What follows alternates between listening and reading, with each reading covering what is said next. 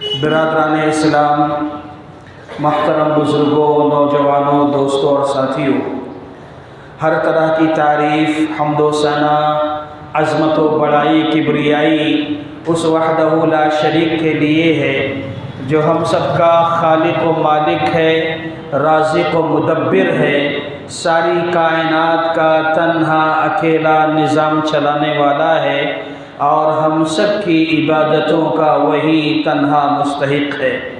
اس کے بعد بے شمار بے انتہا درود و سلام نازل ہو ہم سب کے آخری نبی محمد الرسول اللہ صلی اللہ علیہ وسلم کی ذات گرامی پر، جن کی مختلف کوششوں کے نتیجے میں ہم تک دین اسلام پہنچا۔ محترم ساتھیوں، خطبہ مسنونہ کے بعد میں نے آپ لوگوں کے روبرو سورہ توبہ کی آخری آیات میں سے ایک آیت پڑھی ہے۔ یہ آیت جس میں اللہ رب العزت نے پیارے نبی محمد الرسول اللہ صلی اللہ علیہ وسلم کی 3 اہم اور عظیم صفات کا تذکرہ فرمایا ہے کہ اللہ کے نبی صلی اللہ علیہ وسلم تو ویسے کمالات کے، خوبیوں کے، محاسن کے مجموعہ تھے۔ اللہ کے نبی صلی اللہ علیہ وسلم کی زندگی میں، آپ کی اپنی ذات میں بہت ساری خوبیاں تھیں، بہت سارے کمالات تھے، لیکن اس آیت میں اللہ تبارک و تعالی نے پیارے نبی صلی اللہ علیہ وسلم کی ان خوبیوں کا ذکر کیا ہے جس کا تعلق مجھ سے اور آپ سے ہے، اس امت سے ہے۔ اللہ کے نبی صلی اللہ علیہ وسلم امت کے تئیں کیا اپنے اندر اوصاف رکھتے تھے، اپنے اندر خوبیاں رکھتے تھے، وہ ان آیات میں اللہ تعالیٰ نے بیان فرمایا ہے۔ اللہ تعالیٰ کا ارشاد ہوا لَقَدْ جَاءَكُمْ رَسُولٌ مِّنْ أَنفُسِكُمْ کہ تمہارے درمیان تمہیں میں سے ایک رسول آیا ہے، اور وہ رسول کیسا ہے، اس کی کیا صفات ہیں، یہ آگے اللہ تعالیٰ بتا رہے ہیں۔ پہلی بات اللہ نے کہی عزیز علیہ ما عنتم، تم جب تکلیف میں ہوتے ہو تو اسے تکلیف ہوتی ہے۔ حریص علیکم، تمہیں فائدہ پہنچانے کے سلسلے میں وہ بہت زیادہ حریص ہے۔ بالمؤمنین رؤوف الرحیم، اور اہل ایمان پر وہ شفیق ہے، مہربان ہے۔ میرے ساتھیوں، دیکھو آپ نے ترجمے سے آپ نے ملاحظہ کر لیا کہ اللہ تبارک و تعالی نے اس آیت کریمہ میں پیارے نبی صلی اللہ علیہ وسلم کی جو 3 صفتیں بیان فرمائی، اس میں پہلی صفت یہ ہے کہ عزیز علیہ ما عنتم، کہ تمہارے درمیان جو نبی آیا ہے، جو پیغمبر اور رسول آیا ہے، اس کی سب سے پہلی صفت یہ ہے کہ تم تکلیف میں ہوتے ہو، یعنی امت تکلیف میں ہوتی ہے، امت پریشان ہوتی ہے تو نبی پریشان ہوتا ہے، امت کو غم ہوتا ہے، امت کو رنج ہوتا ہے، امت کو دکھ لاحق ہوتا ہے، امت کو درد ہوتا ہے، تو نبی صلی اللہ علیہ وسلم کو بھی درد ہوتا ہے، نبی کو تکلیف ہوتی ہے کہ میری امت تکلیف میں ہے۔ گویا ہم یہ کہہ سکتے ہیں کہ امت کا غم نبی کا غم ہے، امت کا درد نبی کا درد ہے، امت کی تکلیف نبی کی تکلیف ہے، امت کی پریشانی نبی کی پریشانی ہے، امت کا رنج نبی کا رنج ہے۔ یعنی خلاصہ کلام یہ نکلا کہ یہ امت، جس امت میں میں بھی ہوں، آپ بھی ہیں، اور پیارے نبی صلی اللہ علیہ وسلم کے زمانے سے لے کر قیامت کی صبح تک جتنے لوگ آئیں گے وہ سارے کے سارے نبی صلی اللہ علیہ وسلم کی امت میں شامل ہیں۔ تو گویا یہ پوری امت کا غم نبی کا غم ہے۔ پوری امت اگر تکلیف میں ہوتی ہے، نبی صلی اللہ علیہ وسلم کو اس کی تکلیف پہنچتی ہے۔ میرے ساتھیوں، آپ دیکھو پیارے نبی صلی اللہ علیہ وسلم کو کیسا غم تھا، امت کے غم میں آپ کیسے پریشان رہا کرتے تھے۔ یہی وجہ ہے، آپ دیکھیں گے کہ اللہ کے نبی صلی اللہ علیہ وسلم نے بہت ساری تعلیمات دی ہیں، بہت سارے احکامات دیے ہیں، لیکن آپ غور کریں بعض موقعوں پر بعض تعلیمات ایسی ہیں جو اللہ کے نبی صلی اللہ علیہ وسلم دینا چاہتے تھے اور آپ کی خواہش تھی کہ میری امت یہ کام کرے، لیکن نبی کو یہ پریشانی لاحق ہو گئی کہیں میری امت کو تکلیف نہ ہو جائے، میں یہ ذمہ داری دے دوں میری امت کو، کہیں میری امت پریشانی میں نہ آ جائے، اس لیے نبی صلی اللہ علیہ وسلم نے وہ حکم نہیں دیا۔ جیسے مثال کے طور پر اللہ کے نبی صلی اللہ علیہ وسلم فرماتے ہیں لولا ان اشق علی امتی لامرتهم بالسواک عند کل صلاۃ، اگر میری امت پر دشوار نہ ہوتا، اگر میری امت کو تکلیف نہ ہوتی، اگر میری امت کو پریشانی نہ ہوتی تو میں اپنی امت کو یہ حکم دیتا کہ وہ ہر نماز کے وقت مسواک ضرور کر لیا کریں، ہر نماز کے وقت مسواک ضرور کر لیا کریں، لیکن چونکہ نبی کو یہ احساس ہوا اگر میں یہ حکم دے دوں گا تو میری امت کو تکلیف پہنچ سکتی ہے، میری امت پریشانی میں آ سکتی ہے، اسی لیے اللہ کے نبی صلی اللہ علیہ وسلم نے ہر نماز کے وقت مسواک کا حکم نہیں دیا۔ ہاں ہر نماز کے وقت اگر آپ مسواک کر لیتے ہیں مستحب عمل ہے، اچھا عمل ہے، لیکن یہ کوئی فرض اور واجب نہیں ہے۔ اس سے معلوم ہوتا ہے کہ نبی اکرم صلی اللہ علیہ وسلم امت کو تعلیم دینے کے سلسلے میں بھی کوئی فیصلہ اور کوئی حکم سنانے کے سلسلے میں بھی آپ یہ سوچا کرتے تھے، آپ بار بار سوچتے تھے کہ کہیں میری امت کو تکلیف نہ پہنچ جائے۔ اور اسی طریقے سے اللہ کے نبی صلی اللہ علیہ وسلم نے یہ بھی کہا لولا ان اشق علی امتی لاخرت العشاء، اگر میری امت پر دشوار نہ ہوتا، اگر میری امت کو تکلیف نہ ہوتی تو میں اپنی امت کو یہ حکم دیتا کہ وہ عشاء کی نماز تاخیر سے پڑھا کریں۔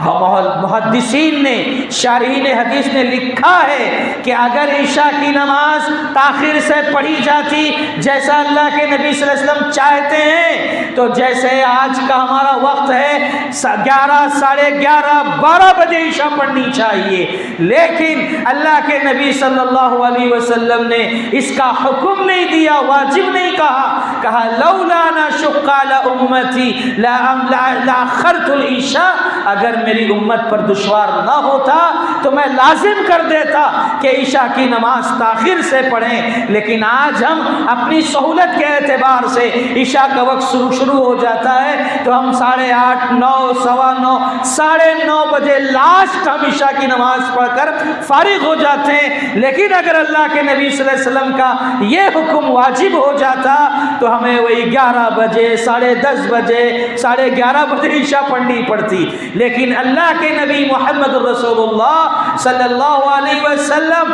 میرے لیے، آپ کے لیے، جبکہ اس وقت ہم دنیا میں نہیں ہیں، اس وقت صرف صحابہ کرام ہیں، ہمارا وجود نہیں تھا، لیکن ہمارے دنیا میں آنے سے پہلے ہمارے نبی نے ہمارے بارے میں سوچا ہے، ہمارا خیال کیا ہے کہ میری امت جو آگے آئے گی وہ شاید یہ کام نہ کر سکے۔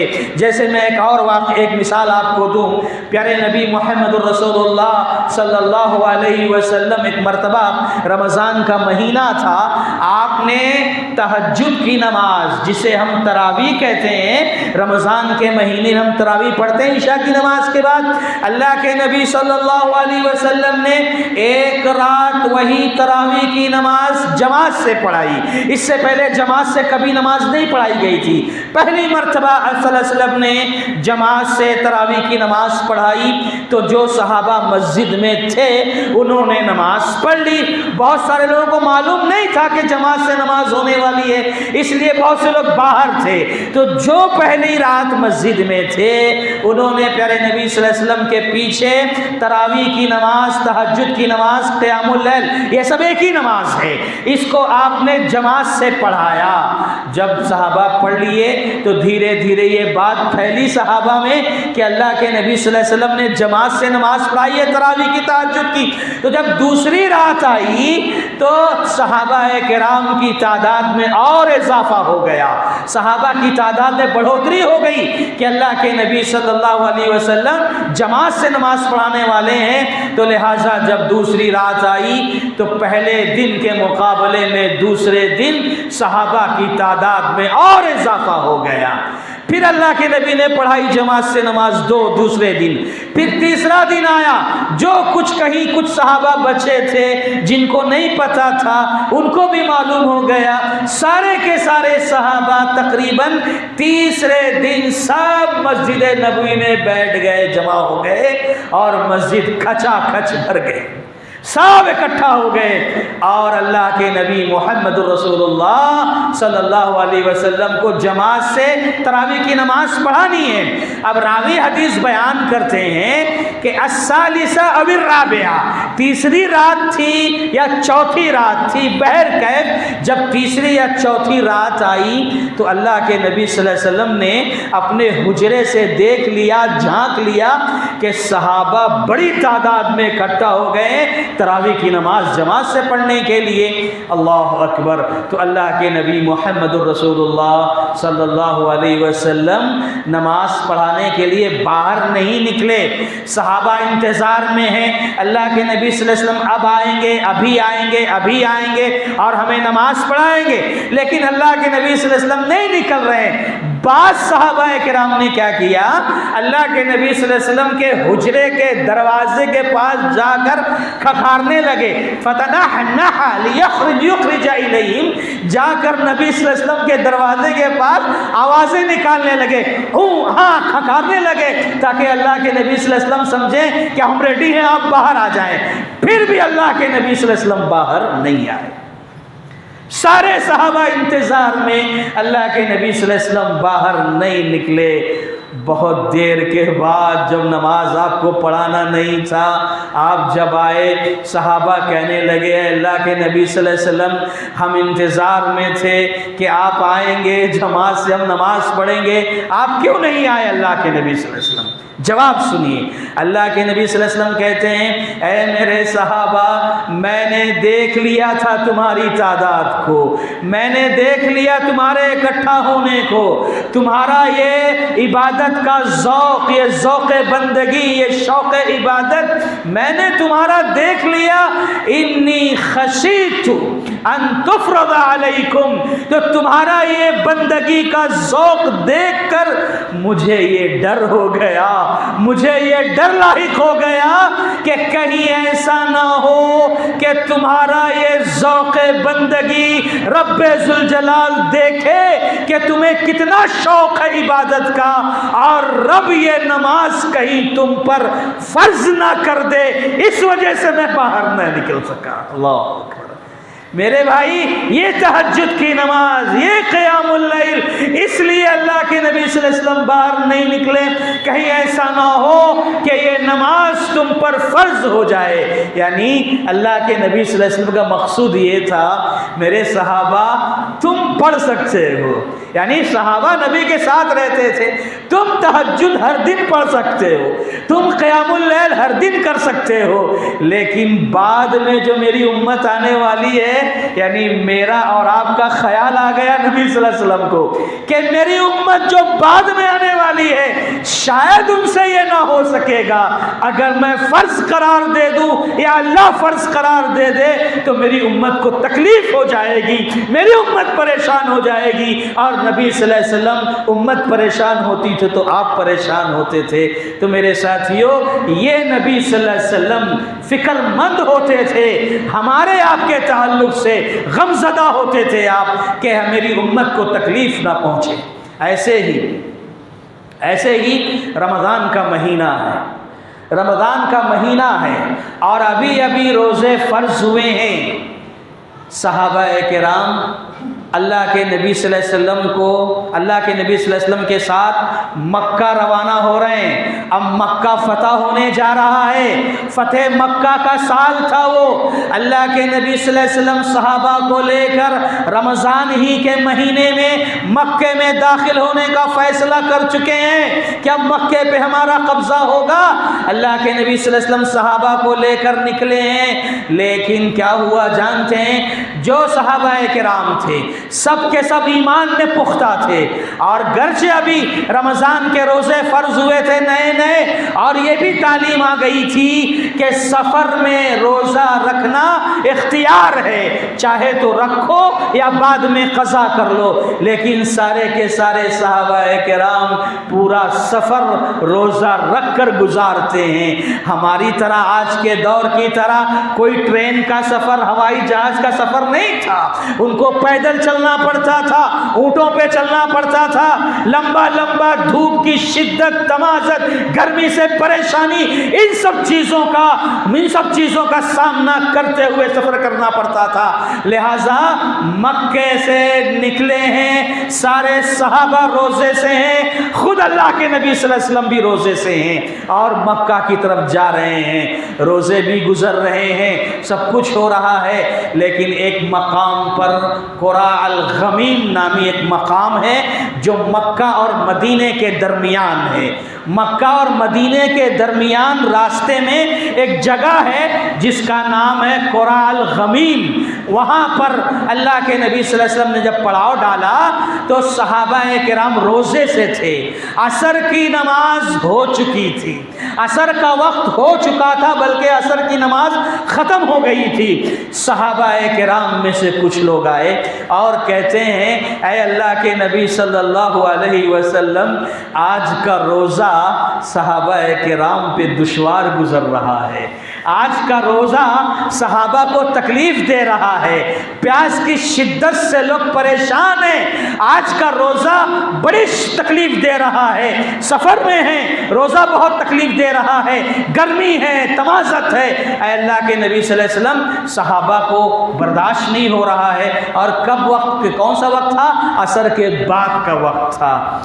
اللہ کے نبی صلی اللہ علیہ وسلم نے جیسے ہی سنا کہ صحابہ کرام روزے سے ہیں، سفر میں چلتے چلتے تھک گئے ہیں اور روزہ رکھنا مشکل ہو رہا ہے، تو اللہ کے نبی صلی اللہ علیہ وسلم اپنی اونٹنی پر بیٹھے ہوئے تھے، آپ نے ایک پیالہ منگایا، پانی سے بھرا ہوا پیالہ منگایا، اور آپ خود روزے سے تھے، پیالہ منگایا اور ہاتھوں میں لیا، فرفعہ، اور اسے اوپر بلند کیا کہ جتنے صحابہ ہیں سارے کے سارے لوگ دیکھ لیں، اور اللہ کے نبی صلی اللہ علیہ وسلم نے سب کے سامنے پانی پی کے اپنا روزہ چھوڑ دیا، روزہ افطار کر لیا، اور آپ کو دیکھ کر صحابہ کرام نے بھی روزہ افطار کر لیا۔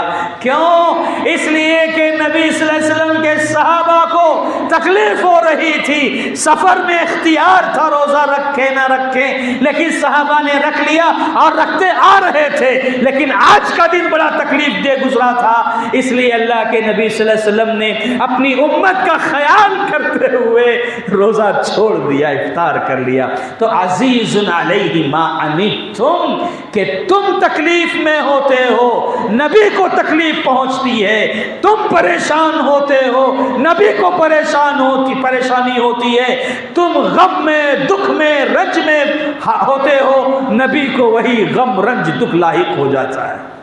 تو یہ ہمارے نبی تھے، ساری کائنات کے نبی، ساری دنیا کے نبی، پیارے نبی محمد رسول اللہ صلی اللہ علیہ وسلم، کہ جن کو تکلیف ہوتی تھی جب امت تکلیف میں ہوتی تھی۔ دوسری صفت، یہ پہلی صفت، دوسری صفت حریص علیکم، حریص علیکم، کیا مطلب؟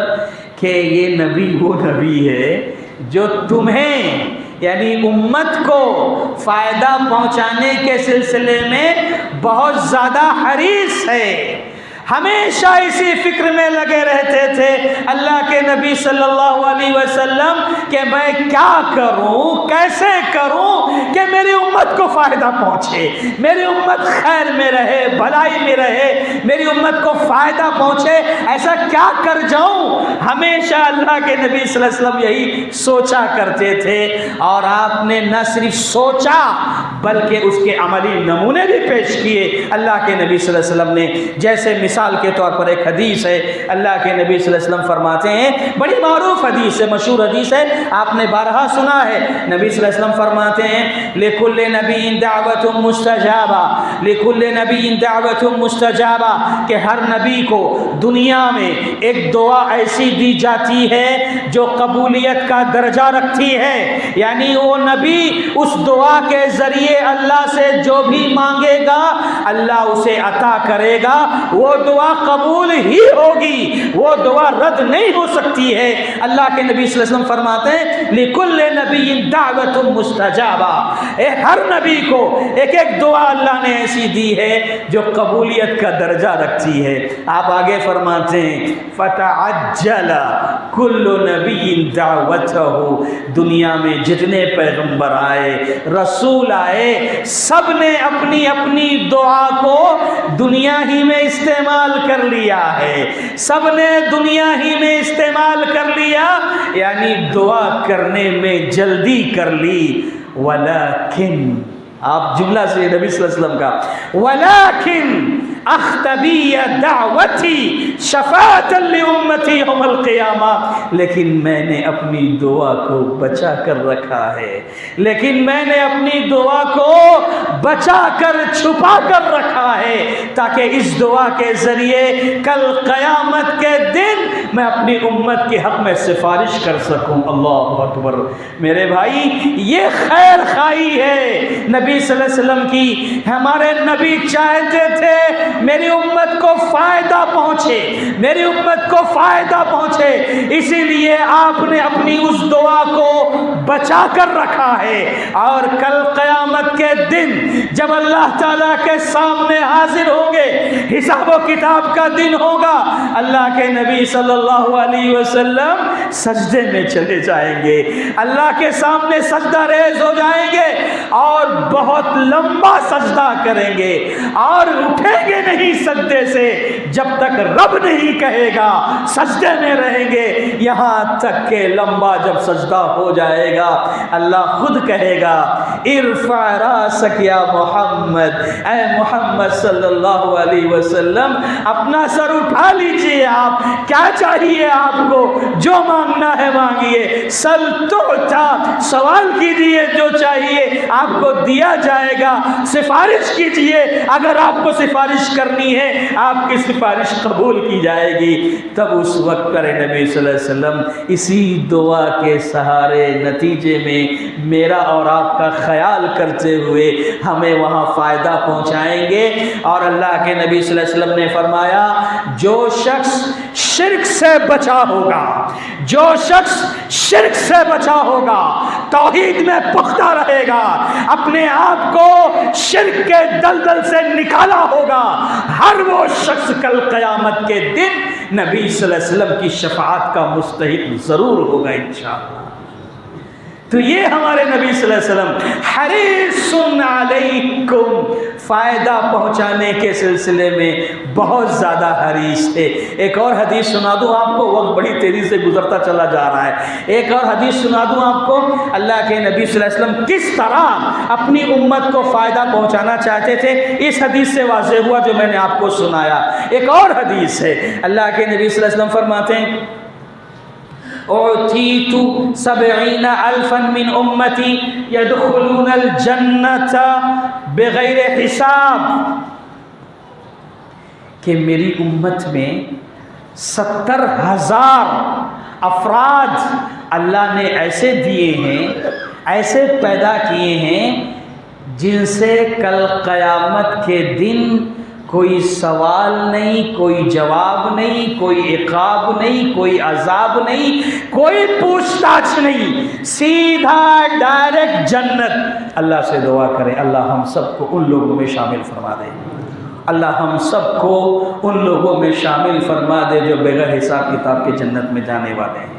اللہ کے نبی صلی اللہ علیہ وسلم نے کہا اوتیت 70,000 من امتی يدخلون الجنت بغیر حساب، کہ میری امت میں 70,000 افراد ایسے ہیں جو مجھے دیے گئے ہیں جن سے کوئی حساب کتاب نہیں، وہ ڈائریکٹ جنت میں جائیں گے۔ اس کے بعد اللہ کے نبی صلی اللہ علیہ وسلم نے کچھ باتیں بتائیں، وجوہہم کالقمر لیلۃ البدر، کچھ الفاظ۔ اس کے بعد آخر میں اللہ کے نبی صلی اللہ علیہ وسلم کہتے ہیں فاستزدت ربی عز وجل، یہ جملہ سنیے آپ جو مجھے آپ کو بتانا ہے۔ آپ کہتے ہیں فاستزدت ربی عز وجل، میں نے اپنے رب سے کہا اے میرے رب یہ 70,000 کی تعداد کم ہے، اس میں اضافہ کر دیجئے۔ اللہ اکبر۔ کس کے بارے میں سوچ رہے ہیں آپ؟ امت کے بارے میں سوچ رہے ہیں۔ اللہ کے نبی صلی اللہ علیہ وسلم کہتے ہیں اے اللہ یہ 70,000 کی تعداد جو بغیر حساب کتاب کے جنت میں جانے والے ہیں، اللہ یہ تعداد کم ہے، میری یہ تجھ سے التجا ہے، دعا ہے کہ اس میں اضافہ کر دیجئے، 70,000 سے اور آگے اس کو بڑھا دیجئے تعداد میں۔ پیارے نبی صلی اللہ علیہ وسلم نے دعا کی اور آپ نے کہا میری اس دعا کے بعد فزادنی مع کل واحد 70,000، میری اس دعا کے بعد اللہ تعالیٰ نے کیا یہ کہ 70,000 میں سے ہر ایک کے ساتھ 70,000 کا اضافہ کر دیا۔ یہ کس کے لیے کیا اللہ کے نبی صلی اللہ علیہ وسلم نے؟ میرے لیے، آپ کے لیے۔ اور ظاہر ہے اگر 70,000 پر اکتفا کر لیا جاتا، 70,000 پر بات کو چھوڑ دیا جاتا تو 70,000 کی تعداد یہ تو صحابہ کرام میں ہی ختم ہو جاتی، صحابہ کرام ہی میدان مار لے جاتے 70,000، اس کے بعد آنے والوں کو کچھ نہیں ملتا۔ اس لیے اللہ کے نبی صلی اللہ علیہ وسلم نے دعا کی اللہ میری امت، اللہ اکبر، میری امت کو فائدہ پہنچنا چاہیے، اللہ 70,000 کی تعداد کم ہے، اس میں اضافہ چاہیے، اور ہر ایک کے ساتھ 70,000 کا اضافہ۔ بلکہ اور ایک دوسری روایت میں آپ کو سنا دوں، اس میں بھی آپ اگر ہر ایک کے ساتھ 70,000 گنیں گے تو گنتی کر لے جائیں گے، لیکن ایک بیہقی کی روایت ہے جس کو شیخ البانی رحمہ اللہ نے صحیح قرار دیا۔ وہ کہتے ہیں کل قیامت کے دن اللہ تبارک و تعالی بغیر حساب کتاب کے جو اس امت کے افراد کو داخل کرے گا وہ کیسا ہوگا؟ فرماتے اللہ کے نبی صلی اللہ علیہ وسلم 3 حسیات من حسیات ربی، اللہ تبارک و تعالی اپنا لب بھر بھر کے جنت میں داخل کرے گا قیامت کے دن اس امت کے لوگوں کو، اور 3 مرتبہ اللہ لب بھر بھر کے داخل کرے گا۔ اور یہ اللہ کا لب کتنا بڑا ہوگا، کتنے لوگ اس میں داخل ہوں گے، اس کا کوئی اندازہ نہیں۔ اللہ کی ذات کتنی عظیم، کتنی پاورفل، اللہ کا لب جب اللہ بھرے گا اس میں نہ جانے کتنے لوگ آئیں گے۔ ہو سکتا ہے ہماری اپنی سوچ کے اعتبار سے ہر ایک کے ساتھ جو 70,000 ہے وہ ایک ہی لب میں آ جائیں، ہو سکتا ہے اللہ کا لب نہ جانے کتنا بڑا ہوگا۔ بہرکیف 3 مرتبہ اللہ تعالیٰ اپنا لب بھر بھر کے جنت میں داخل کرے گا بغیر حساب کتاب کے۔ میرے بھائیوں، اسی لیے شیخ البانی رحمۃ اللہ علیہ نے فرمایا کہ جنت میں بغیر حساب کتاب کے جانے والوں کی تعداد کتنی ہوگی یہ کسی کو نہیں پتہ، کسی کو نہیں معلوم۔ یہ اللہ کے نبی صلی اللہ علیہ وسلم نے کس کے لیے کیا؟ کس کو فائدہ پہنچانا چاہتے تھے آپ؟ مجھے، آپ کو، سارے انسانوں کو۔ اللہ اکبر۔ حریص علیکم بالمؤمنین، یہ اللہ کے نبی محمد الرسول اللہ صلی اللہ علیہ وسلم فائدہ پہنچانے کے سلسلے میں کتنے زیادہ حریص تھے۔ ایک مرتبہ کیا ہوا، اللہ کے نبی صلی اللہ علیہ وسلم تہجد کی نماز پڑھ رہے تھے، آپ تہجد کی نماز پڑھ رہے تھے، اور نماز کے دوران آپ سورہ مائدہ کی آخری آیت پر پہنچے۔ کون سی آیت؟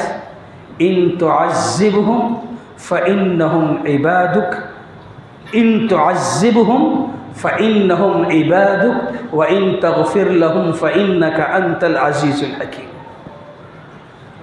نبی صلی اللہ علیہ وسلم جب اس آیت پر پہنچے، آپ سے رہا نہیں گیا، آپ زار و قطار رونے لگے، آپ بے تحاشا رونے لگے۔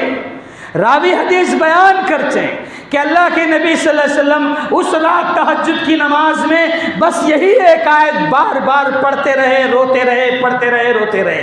کیا ہے اس آیت میں؟ کیا کہا اللہ تعالیٰ نے؟ یہ در حقیقت عیسیٰ علیہ السلام کا جملہ ہے، ان تعذبہم فإنہم عبادک۔ اے اللہ اگر تو عذاب دے گا، کیا جملہ، اس کا ترجمہ سنیے، مفہوم سمجھیے۔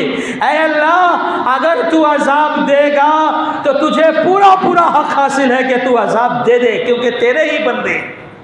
اے اللہ اگر تو عذاب دینا چاہتا ہے تو دے سکتا ہے، تجھے پورا حق حاصل ہے کیونکہ تیرے ہی بندے ہیں، لیکن اے اللہ اگر تو بخش دے گا، معاف کر دے گا، تو زبردست ہے، حکمت والا ہے، تیرے خزانے میں کوئی کمی اللہ نہیں ہوگی۔ یہ آیت پڑھ کر نبی صلی اللہ علیہ وسلم رونے لگے، اتنا روئے، اللہ کو سب پتہ ہے، لیکن اس کے باوجود اللہ تعالیٰ نے جبریل علیہ السلام کو بھیج دیا یہ سارا واقعہ تاکہ ہمیں پتہ چلے کہ ہمارے نبی ہمارے لیے کس قدر پریشان ہوئے ہیں، کتنا روئے ہیں آپ، کتنے تڑپے ہیں آپ۔ رات بھر جبرائیل آئے اور کہنے لگے اے محمد صلی اللہ علیہ وسلم آپ اس قدر کیوں رو رہے ہیں، کیوں آنسو بہا رہے ہیں؟ رب نے مجھے بھیج دیا ہے پوچھنے کے لیے کہ آپ کیوں رو رہے ہیں۔ اللہ کے نبی صلی اللہ علیہ وسلم کہتے ہیں اے جبرائیل دیکھو میں نے عیسیٰ کا جملہ پڑھا ہے، انہیں اپنی امت کی فکر ہے، اے عیسیٰ مجھے میری امت یاد آ رہی ہے، کل قیامت کے دن میری امت کا کیا ہوگا جبرائیل؟ اللہم امتی اللہم امتی۔ اے جبرائیل میں اپنی امت کے سلسلے میں پریشان ہوں، اس لیے مجھے رونا آ رہا ہے۔ جبرائیل واپس گئے اللہ تعالیٰ کے پاس اور پھر اللہ تعالیٰ نے خوشخبری دے کر بھیجا۔ جبرائیل آئے اور کہنے لگے اے محمد صلی اللہ علیہ وسلم آپ خوش ہو جائیں، اللہ تبارک و تعالی نے مجھے خوشخبری دے کر بھیجا ہے، بشارت دے کر بھیجا ہے کہ کل قیامت کے دن آپ کی امت کے حق میں اللہ رب العزت ایسا فیصلہ کرنے والا ہے کہ آپ اس فیصلے سے راضی ہو جائیں گے، خوش ہو جائیں گے، اللہ آپ کو ناراض ہونے نہیں دے گا۔ ایک مختصر سی حدیث اس آیت کی تفسیر میں، سورہ حج کی ابتدائی آیت کی تفسیر میں آپ اس حدیث کو پڑھیے جس میں اللہ کے نبی صلی اللہ علیہ وسلم نے کہا کہ کل قیامت کے دن جب اولین و آخرین کا مجمع ہوگا، وہاں پر اللہ تبارک و تعالی جب حساب و کتاب لینے کے لیے بیٹھے گا تو آدم علیہ السلام سے کہے گا اے آدم ہر 1000 میں سے 999 لوگوں کو اپنی نسل میں سے، اپنی ذریت میں سے الگ ہٹاؤ، اپنی نسل میں سے ہر 1000 میں سے 999 لوگوں کو الگ کرو، یہ جہنم میں جائیں گے، صرف ایک جنت میں جائے گا۔ اللہ کے نبی صلی اللہ علیہ وسلم نے جب یہ صحابہ کرام کے سامنے بات رکھی کہ 999 لوگ جہنم میں جائیں گے، صرف ایک جنت میں جائے گا ہر 1000 میں سے، صحابہ کرام تھوڑے پریشان ہو گئے، چہرے پر مایوسی کے شکار، چہرے پر مایوسی نمایاں تھی۔ اللہ کے نبی صلی اللہ علیہ وسلم نے صحابہ سے کہا صحابہ پریشان مت ہو، میں بڑے اختصار کے ساتھ بات کر رہا ہوں کہ پریشان مت ہو، کیوں؟ اس لیے کہ کل قیامت کے دن اللہ تبارک و تعالی جو ہر 1000 میں سے 999 لوگوں کو جہنم میں داخل کرے گا، اس میں اکثریت یاجوج ماجوج کی ہوگی، یاجوج ماجوج کی ہوگی، اور مجھے رب ذوالجلال سے پوری امید ہے کہ میرا رب جو جنت بنایا ہے میری امت جنت میں 1/4 ہوگی، یعنی جنت کے 4 حصے ہوں گے جس میں ایک حصہ میری امت سے بھرا ہوگا۔ صحابہ کو تھوڑا اطمینان ہوا، پھر آپ نے آگے بڑھ کر کہا نہیں نہیں صحابہ، مجھے میرے رب سے پوری امید ہے کہ جنت میں میری امت 1/3 ہوگی، یعنی جنت کے 3 حصے ہوں گے، 2 حصے میں سب لوگ ہوں گے، ایک حصہ میری امت سے بھرا ہوگا۔ پھر صحابہ کو تھوڑا اطمینان ہوا، پھر آگے چل کر نبی صلی اللہ علیہ وسلم نے ایک بات اور کہی، نہیں ہے میرے صحابہ، مجھے میرے رب سے پوری امید ہے کہ رب نے جو جنت بنائی ہے آدھی جنت، نصف جنت میری امتیوں سے بھری ہوگی۔ اتنا سننا تھا کہ صحابہ مارے جوش میں خوشی میں نعرہ تکبیر بلند کر دیتے۔ تو یہ پیارے نبی محمد الرسول اللہ صلی اللہ علیہ وسلم اپنی امت کو فائدہ پہنچانے کے سلسلے میں کتنے زیادہ حریص تھے۔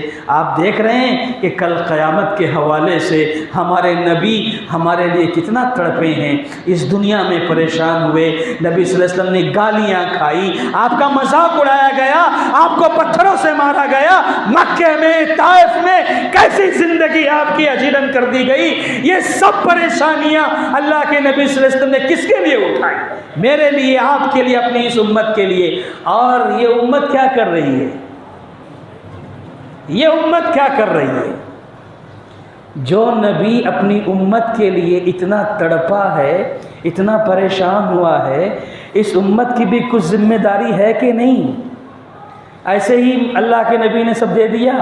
ہاں، ایک وہ بھی وقت آئے گا، اللہ کے نبی صلی اللہ علیہ وسلم جب قیامت کے دن حوض کوثر سے جام کوثر پلائیں گے نا، پلاتے جائیں گے، تو وہاں پر آ کر کچھ لوگ کہیں گے اے اللہ کے نبی، یہ جن کو آپ پلانے جا رہے ہو آپ کی امت کے لوگ، یہ وہ لوگ ہیں جو آپ کے دنیا سے آنے کے بعد آپ کے دین میں انہوں نے تبدیلی کر دی۔ جہاں نبی صلی اللہ علیہ وسلم سفارش کریں گے، جہاں بغیر حساب کتاب میں جنت میں جانے کی آپ نے دعائیں کی ہیں، وہیں پر جیسے اللہ کے نبی صلی اللہ علیہ وسلم کو پتہ چلے گا کہ یہ وہ لوگ ہیں میری امت میں جو میرے دنیا سے آنے کے بعد میرے دین میں انہوں نے تبدیلی کر دی، بدعتیں ایجاد کر دی، جو میں نے نہیں کیا تھا وہ امت کے سامنے کیا ہے، تو اللہ کے نبی صلی اللہ علیہ وسلم کیا کریں گے؟ سحقن سحقن لمن غیر آبادی، ان سے کہیں گے دور ہٹو، دور ہٹو، یہاں سے دور ہٹو، میری نظروں سے دور ہٹو، جس نے میرے دین کو بدل دیا میرے بعد وہ یہاں نہ آئے۔ اللہ کے نبی سے سب دھتکار دیں گے ان لوگوں کو۔ جو نبی اتنا پریشان ہوا، ہم کیا کر رہے ہیں؟ بدعتیں ایجاد کر رہے ہیں۔ اور ابھی ماہ ربیع الاول آنے والا ہے، ربیع الاول کا مہینہ آئے گا، سارے لوگوں کا اتفاق ہے کہ 12 ربیع الاول کو نبی صلی اللہ علیہ وسلم کی وفات ہوئی ہے۔ اس میں اختلاف ہے کہ 12 ربیع الاول کو پیدائش ہوئی ہے کہ نہیں ہوئی ہے، لیکن اس میں جمہور علماء کا اتفاق ہے کہ 9 ربیع الاول کو نبی صلی اللہ علیہ وسلم کی ولادت ہوئی ہے، پیدائش ہوئی ہے۔ 12 کو سب کا اتفاق ہے کہ نبی کی وفات ہوئی ہے، اور اس وفات کے موقع پر نعوذ باللہ آج امت کا ایک بہت بڑا طبقہ وہ ہے جو نبی صلی اللہ علیہ وسلم کی وفات کے دن خوشیاں مناتا ہے، جشن مناتا ہے، روڈوں پر ڈانس کرتا ہے، ناچتا ہے، گاتا ہے، ڈھول بجاتا ہے، باجے بجاتا ہے، گانے گاتا ہے۔ نعوذ باللہ، کیا نبی نے یہ سکھایا تھا؟ کیا یہ نبی صلی اللہ علیہ وسلم کی تعلیم تھی کہ تم میری وفات کے دن ڈھول بجاؤ، تاشے بجاؤ، ناچو، گاؤ؟ کیا یہ نبی کی تعلیم ہے؟ جو نبی اتنا پریشان ہوا، آج اس نبی کی امت کیا سے کیا کر رہی ہے؟ نبی صلی اللہ علیہ وسلم کو کتنی تکلیف پہنچی، کتنا دکھ ہوگا آپ کو کہ میں جس امت کے لیے اتنا پریشان رہا ہوں، میری امت کیا کر رہی ہے؟ اللہ المستعان، اللہ ہم سب کی حفاظت فرمائے۔ تو میرے ساتھیوں، یاد رکھو، ہم پیارے نبی محمد الرسول اللہ صلی اللہ علیہ وسلم کی سیرت کو پڑھیں، نبی صلی اللہ علیہ وسلم کے نقش قدم پر چلیں، ہمارے لیے نبی نے اتنا کیا تو ہماری ذمہ داری یہ ہے ہم نبی سے محبت کریں. نبی سے محبت کا تقاضا یہ ہے نبی کی اطاعت کریں, نبی کی اتباع کریں. اور اطاعت اور اتباع میں فرق یہ ہے کہ اطاعت کرنا مطلب یہ نبی نے جو کہا وہ کریں, اور اتباع جیسا کیا ویسا کریں. اپنی مرضی سے اپنی رائے اور اپنی فکر کو داخل نہ کریں, جیسے نبی اکرم صلی اللہ علیہ وسلم نے کہا ویسا ہی کریں. یہ اتباع ہے. اور نبی کی شان میں گستاخیاں ہو اس کا دفاع کیا جائے, صحابہ سے محبت کی جائے, نبی کے صحابہ کو برا بھلا نہ کہا جائے, نبی کو گالیاں نہ دی, نبی کے صحابہ کو گالیاں نہ دی جائیں. یہ پیارے نبی محمد الرسول اللہ صلی اللہ علیہ وسلم کے حقوق میں سے ہے کہ اگر ہم چاہتے ہیں کہ جس نبی نے ہمارے لیے اتنا برداشت کیا ہے تو ہمیں بھی یہ سارے کام کرنے پڑیں گے. لیکن افسوس یہ ہے, افسوس یہی ہے کہ آج یہ امت بدعت و خرافات میں کھو گئی ہے. آج مارکیٹ میں جب یہ امت 2 روپے کا پین لینے جاتی ہے, 2 روپے 3 روپے کا پین خریدنے جاتی ہے تو 10 بار چلا کر دیکھتی ہے کہ پین صحیح چل رہا ہے کہ نہیں چل رہا ہے. انڈر ویئر پہننے کے لیے جب دکان پر جاتا ہے تو کمپنی دیکھتا ہے کون سی کمپنی کی ہے, جبکہ وہ انڈر ویئر ہمارے جسم کے اندر رہتا ہے, وہ باہر دکھتا نہیں ہے. اس کو خریدنے کے لیے ریسرچ کرے گا, تحقیق کرے گا, بار بار دیکھے گا. دین نبی کا اتنا مذاق بن گیا ہے, دین نبی کا اتنا ہلکا ہو گیا ہے کہ جو دل میں آئے کرتے چلے جاؤ, اس کی تحقیق نہ کرو, اس کے بارے میں غور و فکر نہ کرو. اللہ المستعان. یہ نہ اسلام ہے جی, یہ دین اسلام ہے جو نازل ہوا پیارے نبی محمد الرسول اللہ صلی اللہ علیہ وسلم پر. ایک ایک سنت کے بارے میں, ایک ایک سنت کے بارے میں تحقیق کرو, غور کرو کہ علماء سلف کا عقیدہ کیا, علماء سلف کا منہج کیا, علماء سلف نے اس حدیث کی روشنی میں کیا کہا ہے. آپ کے علماء موجود ہیں, تحقیق کرو. بس کسی نے کہہ دیا سن کر عمل کر لیا, ایسا نہ کرو. اس لیے کہ نبی صلی اللہ علیہ وسلم کی اطاعت اور اتباع ضروری ہے, کیونکہ نبی صلی اللہ علیہ وسلم کی زبان سے نکلنے والا حرف حرف قانون, نبی کی زبان سے نبی کی زبان سے نکلنے والا لفظ لفظ دستور ہے. اس لیے اس کا خیال کرو. میرے بھائیوں, میں اصل میں کچھ اور چیزیں بتانا چاہتا ہوں, لیکن میرے سامنے گھڑی بھی نہیں ہے, وہ گھڑی آگے ہے اور ڈر ہو رہا ہے کہیں زیادہ وقت نہ گزر جائے. بہرکیف میں اپنی بات کو سمیٹتے ہوئے صرف اتنا پیغام دینا چاہتا ہوں کہ میرے ساتھیوں, میرے دوستوں, اللہ کی قسم ہے یہ دنیا تباہی کی طرف جا رہی ہے, ہمارا ملک تباہی کی طرف جا رہا ہے, اور عذاب, مصیبتیں, تکلیفیں, پریشانیاں اس امت کو لاحق ہیں. اور یاد رکھو اللہ تعالیٰ نے قرآن مجید میں کہہ دیا ہے فَلْيَحْذَرِ الَّذِينَ يُخَالِفُونَ عَنْ أَمْرِهِ فَلْيَحْذَرِ الَّذِينَ يُخَالِفُونَ عَنْ أَمْرِهِ أَن تُصِيبَهُمْ فِتْنَةٌ أَوْ يُصِيبَهُمْ عَذَابٌ أَلِيمٌ. کہ ان لوگوں کو ڈرنا چاہیے, ان لوگوں کو ڈرنا چاہیے جو لوگ نبی کی مخالفت کرتے ہیں.